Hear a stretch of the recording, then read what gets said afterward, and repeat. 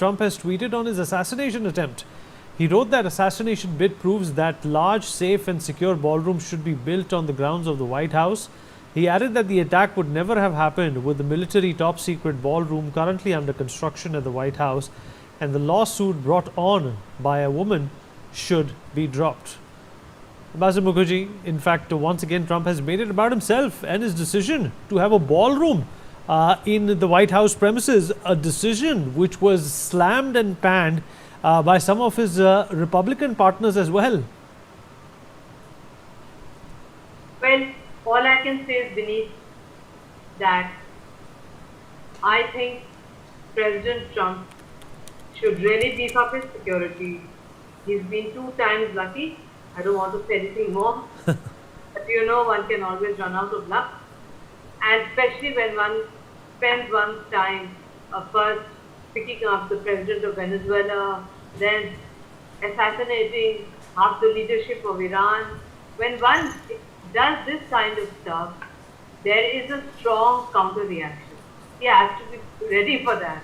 And to be ready for that, he needs to beef up his own security.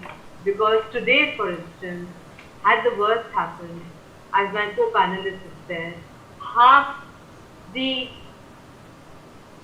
leadership of the United States, as provided in the US Constitution, would have been wiped out, which is very, very dangerous. Finally, I would say, assassination attempts that are unsuccessful are always very lucky for the incumbent. The assassination attempt that happened during the presidential campaign got him a huge number of sympathy votes. This attempt will also get him sympathy votes. But you know, sympathy vote doesn't help if you are in a coffin.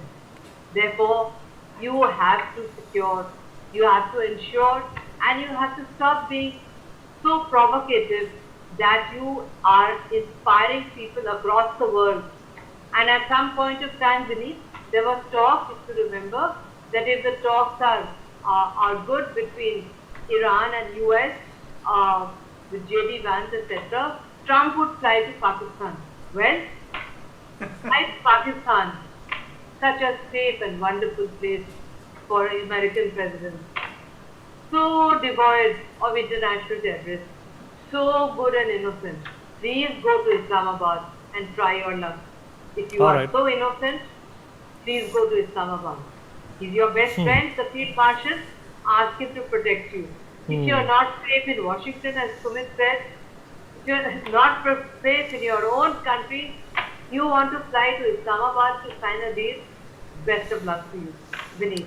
Right. And Sumit, you're right, ma'am. And Sumit, in the light of, this lapse in security, it's kind of ironic and sardonic that he called India a hellhole.